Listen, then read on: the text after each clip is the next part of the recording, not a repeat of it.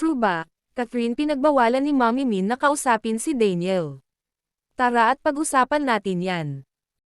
Pero bago ang lahat, kung di ka pa nakasubscribe sa ating channel ay huwag kalimutan mag-subscribe para lagi kang updated sa latest chika.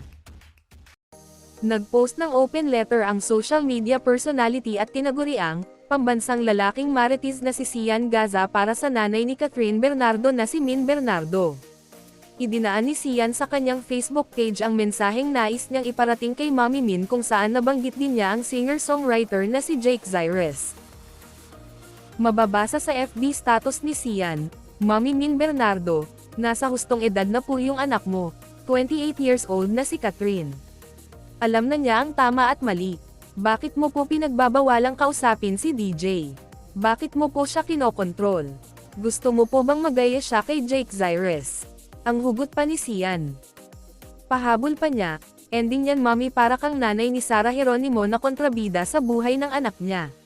Nagrebelde si Charis Pempenko nang dahil sa nanay niyang walang kwenta at puro lamang career, pera. Mali yan Mommy Min. Umayos ka bago pa mahuli ang lahat, ang mensahe pa ni Sian sa nanay ni Kat.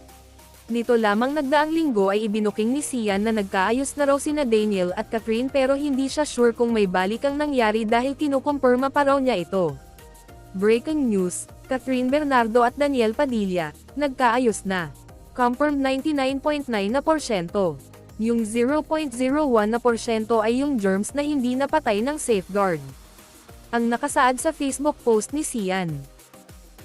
Atin-atin na lang muna at huwag na lang sana makakalabas hanggat kinukumpirma pa natin kung sila ba ay magjowa na ulit. Salamat. Please respect their privacy, dugtong pa niyang chika. Pero kasabay nito, nanawagan si Mommy Min na huwag daw basta-basta maniniwala sa fake news. Wala siyang binanggit kung anong pekeng balita ang tinutukoy niya, pero feeling ng netizens ang pasabog na chika ni Sian ang nais niyang sabihin. Anong masasabi niyo sa ating chismis ngayon? Mag-comment na at subscribe para updated ka sa latest chika na gaya nito. Maraming salamat po.